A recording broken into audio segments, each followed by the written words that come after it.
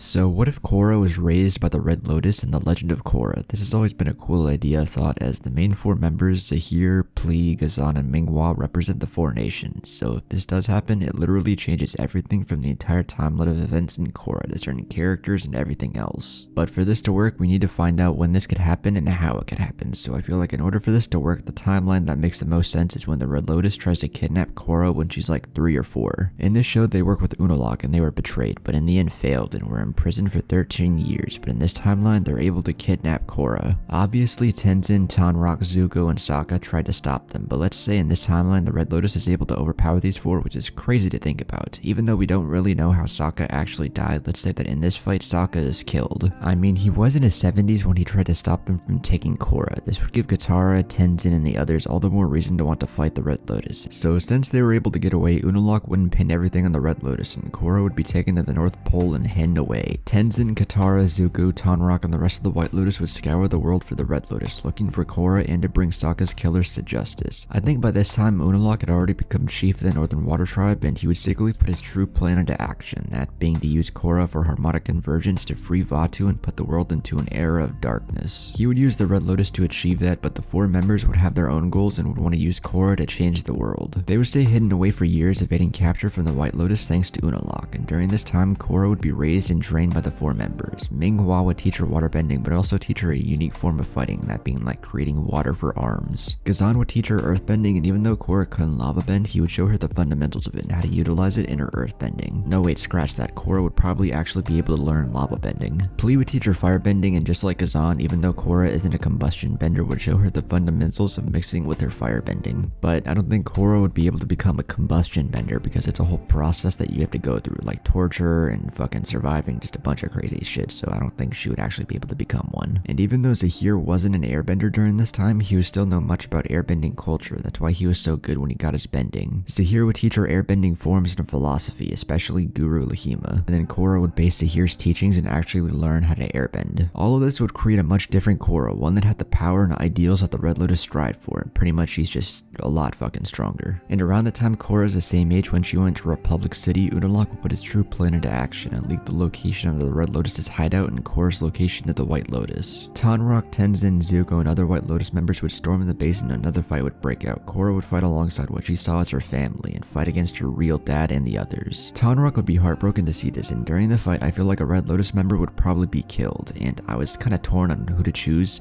but I feel like that it either would be Pli or Zaheer, since in this timeline he isn't a bender yet. And I feel that the idea of Unalaq fighting Zaheer and accidentally killing him in front of Korra would be a really good moment, because it would basically be her biological dad killing her adoptive dad. I feel like Korra would go into the Avatar state and fuck up a bunch of shit, but Minghua, Pli, and Ghazan would be overpowered, which would be really hard to do, but I feel like Tenzin and the others could do it. I feel like they'd probably create a diversion after Korra calmed down and she would escape during this time, and she would end up in the Northern Water Tribe where she would meet her uncle. The 3 remaining Red Lotus members would be arrested and sent to secret prisons like they were in the normal show, and Unalaq would use this to manipulate Korra and tell her he was a friend of Zaheer and the others, and this would sway Korra to his side. He would manipulate her more and more and gain her trust and would show her more about being the Avatar. He would teach her about her spiritual side and how she could truly help the world by opening the spirit portals. Korra would have undertaken the Red Lotus's philosophy about anarchy and chaos, and she would see this as a way to change the world into a direction her philosophy aligned with. During this time, Republic City would be overtaken by Amon and the Equalists, and in the end, it wouldn't even really matter. Once the time of Harmonic convergence comes, the northern portal would open, and Korra would go to the South Pole with Unalaq to open the southern portal. She would most likely see her dad again, and Unalaq would try to convince Korra that Unalaq is using her, but I feel that she wouldn't listen. Unalaq would definitely be gaslighting her, being like, ain't this the dude that killed your actual dad? And Korra would fight her dad, but he wouldn't want to hurt his daughter, so I feel that Korra would greatly injure or even kill Unalaq in a blind rage. This puts her dad out of the picture, and Korra would go to open the spirit portal. Once Harmonic convergence truly arrived, Unalaq would free Vaatu, covering the earth in darkness. So I feel that Unalaq would most likely merge with Vaatu and become a dark avatar and would catch Korra off guard, killing her. But if Korra didn't die, she would see that Unalaq just used her and the Red Lotus, and this isn't what they actually wanted. So Korra would fight her uncle, but even though she would be much stronger in this timeline, she doesn't really have that connection to Rava like she did originally. She'd get her ass kicked. But again, Unalaq might kill Korra here, but if he doesn't, just before he does, Korra would connect with Rava and all her past lives. Then a whole light versus dark battle aspect happens, and maybe that weird fucking kaiju battle happens, but that was more of a spiritual projection sort of thing from Korra's end in season 2. But however it would actually go, a massive battle would happen, and I feel Korra would be able to come out on top and defeat Unalaq. But after everything was over, she would begin to change her views a bit, but not drastically. She would still believe in anarchy and chaos, but not just destroying the world and plunging it into 10,000 years of darkness. She would go on the run and end up breaking out Pli, Ghazan, and Minghua. They would become this timeline's version of Team Avatar, but would go around the world doing some dastardly deeds, maybe like destroying the wall of Ba Sing Se, and maybe even confronting Amon and the Equalists in Republic City. Tenzin, Katara, Zuko, the White Lotus, and everyone else would be dealing with the after effects of everything that happened, but would still try to find Korra. Going past this point is just wild speculation, but another route is if Korra just allowed the world to be plunged into darkness, or if she didn't beat Unalaq. But another interesting aspect would be seeing the Avatar after her dealing with all the consequences from Korra's decisions. Overall, definitely a cool idea that could go into a lot of routes, but I think Korra would be a lot stronger and would just follow the philosophy of the Red Lotus. But what do you think would happen? Would it go into a route like this, or would something entirely different happen? Let me know down in the comments below. But if you enjoyed the video, then be sure to leave a like, comment, and subscribe. If you like Avatar content, then be sure to stick around. If you want to see more from me, go check out my other channels and go follow me on TikTok, which will all be linked down below. But with all that out of the way, I will catch you all in the next one. Peace.